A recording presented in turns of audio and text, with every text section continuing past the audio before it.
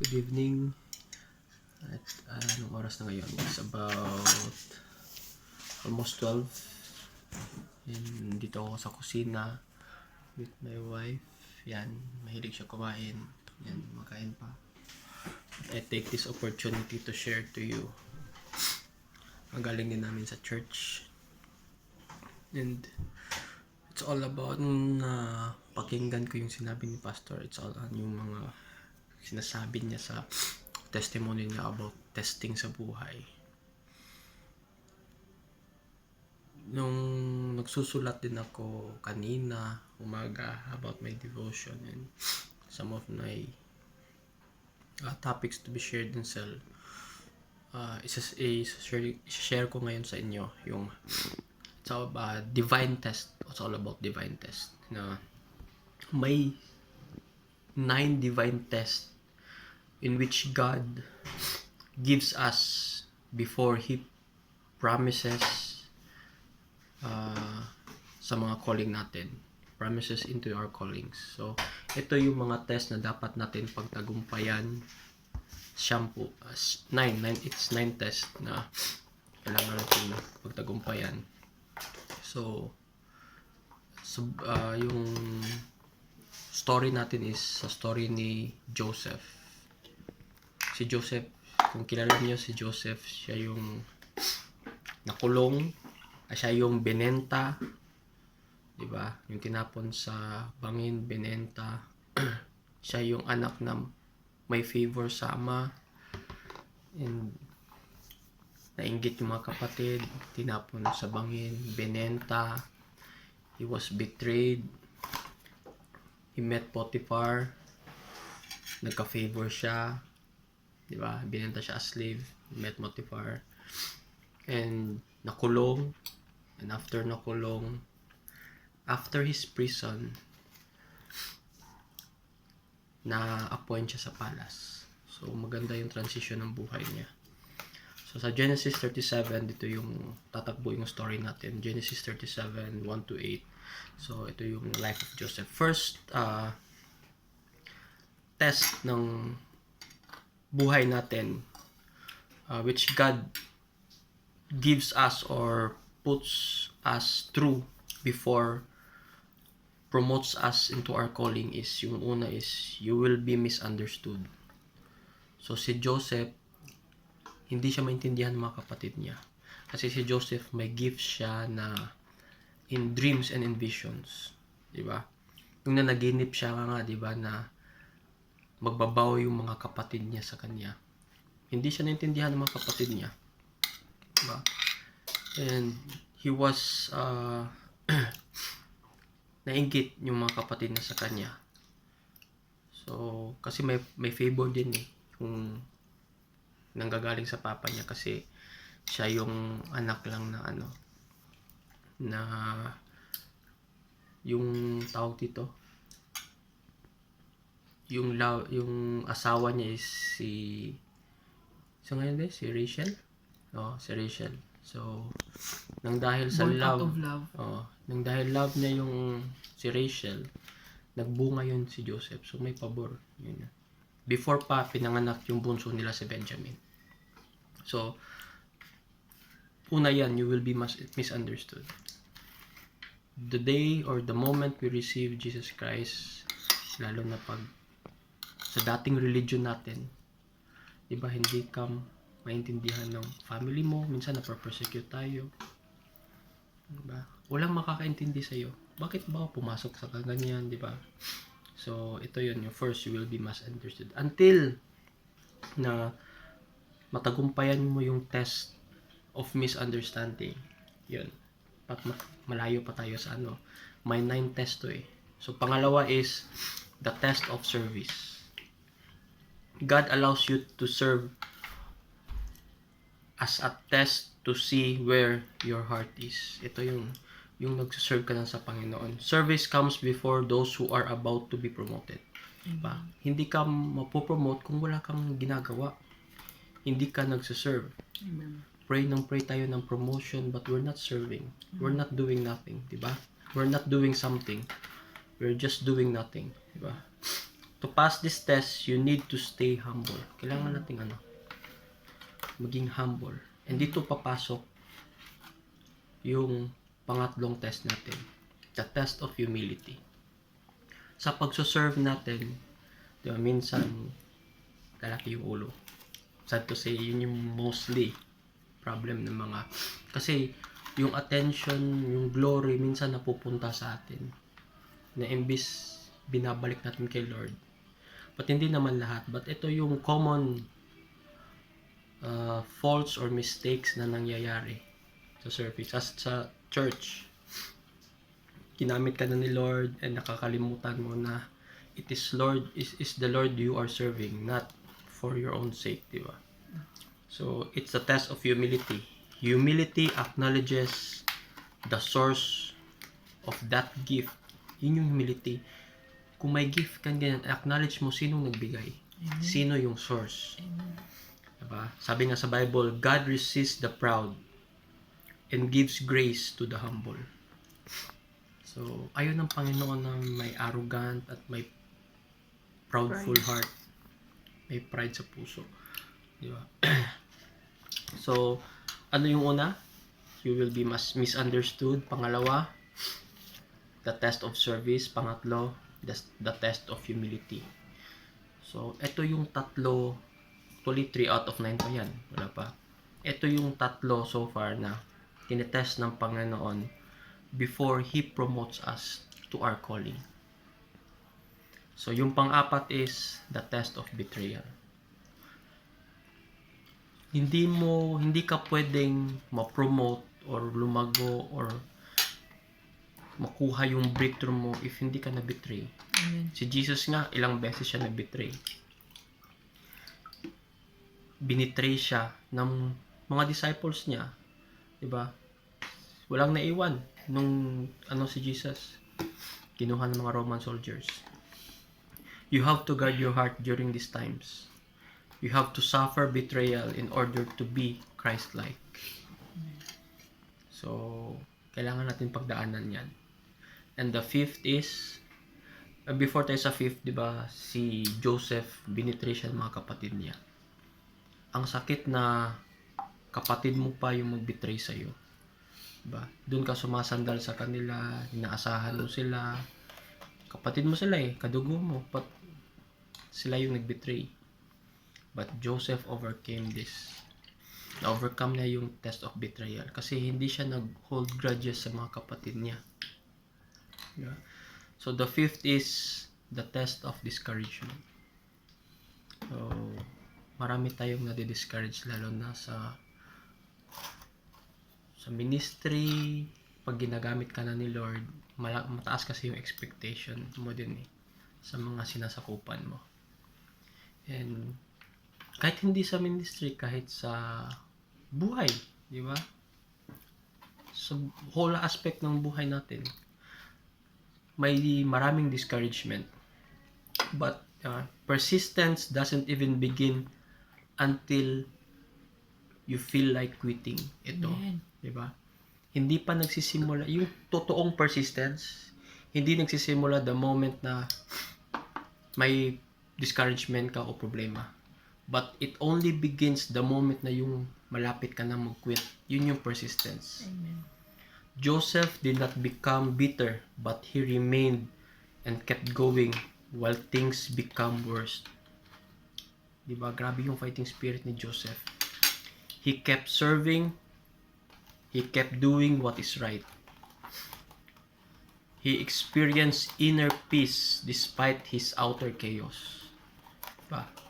Na-feel ni Joseph yung inner peace despite sa nung nangyari sa buhay niya.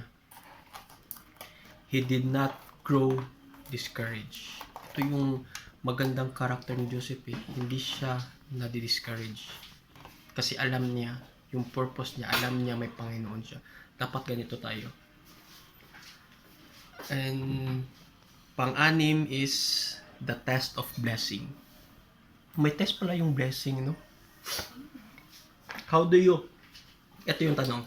How do you respond when you are doing the right thing and yet puts you in harm?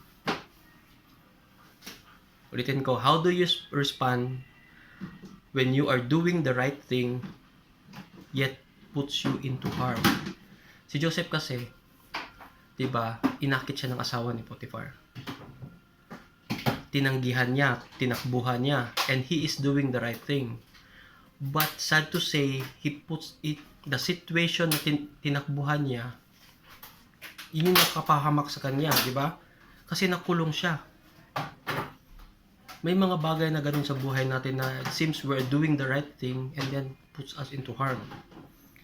Ito yun, it is in the times of success that we are most vulnerable to the attacks of the enemy. Kasi minsan pag sobrang successful na tayo and we feel that yung blessing ng Panginoon, di ba?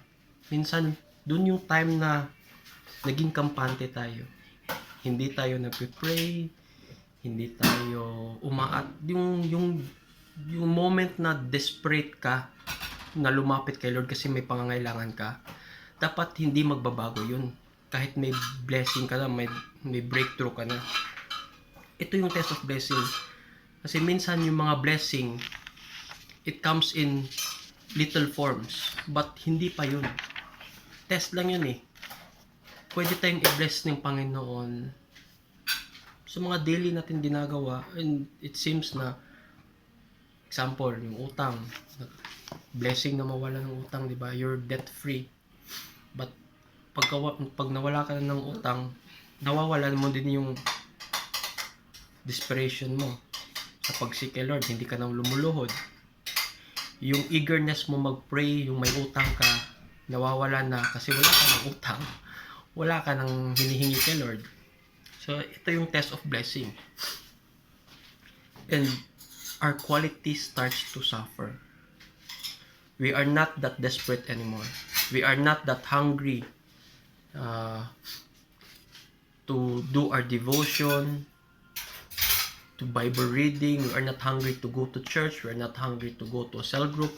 We are not hungry to seek anymore nang dahil sa blessing na yan. Sometimes God blesses you to test you. Kung naintindihan mo kung sinasabi kapatid, maybe this message is for you. Joseph passed the test because he kept his integrity during the times of blessing. Alam mo, pwede siyang bumigay sa asawa ni Potiphar, di ba? Kasi blessing yan, hindi naman nakakaalam yung si Potiphar kung anong mangyari sa asawa niya at si Joseph. But he kept his integrity during the times of blessing because that time Joseph is already blessed. Nasa bahay na siya ni Potiphar. From slave, naging na siya, pinagkatiwala na ni Potiphar yung bahay niya, di ba? Maliban na lang sa asawa niya, di ba? The more dapat tayo mag-seek at lumalim kay Lord in times of blessing. Ito yung lesson. So, may tatanong ako sa iyo. May I ask you this? Have you held on your blessing right now? Kasi maraming tao nagsisettle na sa blessing na binigay ng Panginoon ngayon. Only to think that may greater pala na blessing na hinahanda si Lord and you miss the chance. They never receive the greater blessing because they are satisfied with the smaller blessing. Diba? Yun yung ginawa ni Joseph. Kasi alam ni Joseph, hindi pa to. Test lang to ng blessing. So he kept his integrity. What you think that may be a setback might be a divine setup. Diba? Alam mo yung pagkakulong ni Joseph, akala natin minsan yung prison natin is setback na yun. But the prison for Joseph is a divine setup. Kasi kung hindi siya nakulong, hindi siya mapupunta sa palasyo. Joseph prison was a promotion. The prison is the worst place to a person, but it's the next step to what God is offering you. Diba? Times will be tough before the biggest promotion. Ganun yun eh. May mga storm sa buhay. In the darkest moment, after that is a light. So, but Joseph remained faithful. Ito yung yung character ni Joseph. He remained faithful. Alam niyo yung faithfulness, mga kapatid. Faithfulness is measured in years. It takes a long time to be faithful. Walang faithful na 1 week, walang faithful na 1 day, walang faithful na 1 month. It takes years to be faithful. God takes time to process you before God promotes you. It's like a building. Pag nagtayo ka ng building na construct, if you rush the foundation, everything will collapse. Ganun yung ginagawa ng Panginoon sa atin. He is building us up. Pinapatibay niya yung foundation natin. And He is not rushing us. Hurry is a trait of the ungodly. Diba? Yung pagmamadali natin, maraming bagay kasi gusto natin sa mundo ng instant eh. Trait pala yan ng mga ungodly. Diba? So, yung pampito natin is the test of jealousy.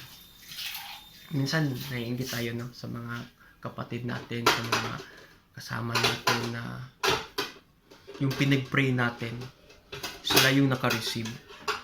Yung pinagdaanan natin ng hardships, paging faithful natin, iba yung naka-receive. So, ito yung test of jealousy. How do you respond when others receive what you have been praying for? Ano yung respond mo? How do you treat someone who has what you want? How do you respond to someone who puts less time than you and gets what you want? Diba? Paano natin mag-respond sa mga sitwasyon na ganyan? Joseph saw the cupbearer get into the prison and goes out of the prison. Nauna kasi si Joseph eh. Pero hindi siya nainggit. Diba? Ganun yung gusto ng Panginoon i-test natin before our breakthrough. So, pang-8 is the test of hiddeness. Do you feel you are overlooked? Do you feel you don't or haven't given a chance? Kasi yung most yung gusto ng Panginoon is yung taong nagsisik sa Kanya secretly. Diba? Mas gusto, mas maganda sa paningin ng Panginoon yung taong tahimik lang sa gilid pero nagsisik sa Kanya. Diba? Private prayer, private time with the Lord determines or yung lalabas yung public power. Diba? Kung gaano ka ka-anointed sa labas kasi may private time ka sa Panginoon. Kung gaano ka ka-powerful sa ministry, it's because you have a personal and private relation and intimate relation with the Lord. So, and ito na yung last. And the most parang essential na test, para sa akin pinaka-importante na test is the test of faith. You cannot step onto your next realm of destiny unless you have faith. You will go where God wants you to go. You'll step there with faith. Alam mo, hindi natin alam kung saan tayo itatapon ni Lord o ilalagay ni Lord o saan tayo i-assign ni Lord. May mga plano man tayo sa buhay, but God see to it that His plans prevails. Diba? His purpose prevails. Sabi nga sa Bible, many are the plans in man's heart, but only God's purpose prevails. Diba? A word often synonymous with faith is risk. Alam mo yung risk? Ano ba yun sa Tagalog yung risk ba? Taking one's life. Alam mo na yun. Yung risk. So, taking chance, di ba? So, pag faith pala, you're taking a risk. Kasi hindi mo alam anong mangyayari sa'yo. But faith puts you in the situation where you can trust God. Amen. Di ba? Have you done something different? Di ba? Ito yung, kasi lahat tayo, pare-parehan naman yung But faith puts you into something that you are different. Have you stepped out of your faith? Tanungin mo sarili mo ngayon, what is God asking you to do? Is it maybe God wants you to do or win your family, win your boyfriend, win your girlfriend, win your wife, win your parents? Pag sinabi kong win, ilapit niyo siya sa presensya ni Lord. Hahatakin niyo siya sa presensya ni Lord. Ito yung winning. Madadala mo siya sa presensya ni Lord. Until then, you cannot bring someone into God's presence unless you are anointed or unless ikaw mismo hindi lumalapit sa presensya ni Lord. How can you win your husband, your wife, if you yourself is not convinced of the salvation and is not convinced na hindi ka lumalapit kay Lord, di ba? Mga kapatid, I want to urge you to pass the test. Yung siyam na test na to, pass it and step out in faith. Ulitin ko, yung first test is you will be misunderstood. The test of you will be misunderstood. Second is the test of service. Pangatlo, the test of humility. Pang-apat, the test of betrayal. Pang-lima, the test of discouragement. Pang-anim, the test of blessings. Pang-pito, the test of jealousy. Pang-walo, the test of hiddeness. And yung last, pang-siyam, the test of faith. Okay, God bless, and I hope na this message, this topic, na malabas yung faith natin and nagigising, bumubuo ng fire sa puso natin on how to overcome tests in life, yung mga discouragement, and how to go back again inside God's presence, because hindi lumalayo si Lord sa atin. Tayo lang yung lumalayo. Yung dahil sa yun, test ng buhay. So, God bless and have a good night's sleep.